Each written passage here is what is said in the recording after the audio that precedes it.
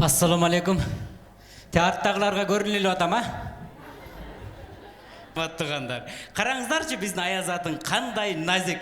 Дүйнөдө эң сулуу жана эң назик бул боюндагы бар аял болот экен, Боюндагы бар аял кандай назик, кандай сулуу көрүнөт. Эгер көчөдө боюндагы бар аял кетип атса, элдин баары суктанып карайт. Жада калса биздин аксакал аталар, апалар дагы иштеринен калуу телек айтып турат го. Аман эсен көз жарып алса экен, айнанайын. Аман эсен үйүнө жетип алсын деп иштеринен калуу телек айтып турат биздин ата апалар. Бойдок жигиттер карап туруп, баягы боюндагы бар аялды карап туруп, "О, Кудай буйруса бойго жеткенде биз дагы ушинтип келинчектерине көчөдө бассак" деп суктанышат. Эгер ошол эле жерде бир курсагы чоң болсунга окшогон бир киши кетип атса, ага эч ким суктанбайт да, туурабы? Ага эмне деп калуу тилек айтасың ичиген? Аман эсен могу тайгакта жыгылбай үйүнө жетип алса экен дейсиң, эмне дейсиң? Кайра жанагы бойдок кыздар карап туруп, "Эме, Айнура, сенин кийин күйөөң ушундай болуп калса эмне кыласың?" деп шырылдап кошот экен кайра.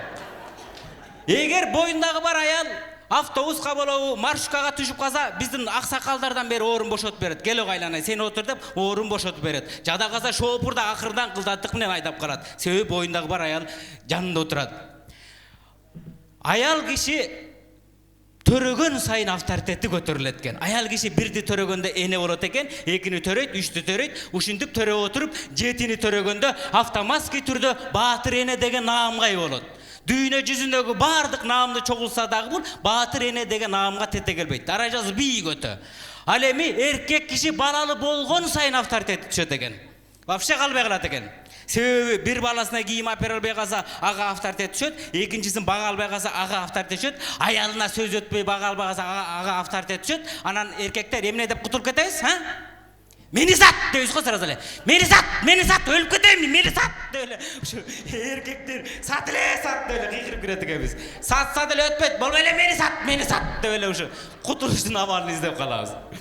Эгер баласы начар чыгып калса, дароо атасына сөз кетет. Мунун атасы начар, ошон үчүн баласы начар деп уруктук мына чейин азырат.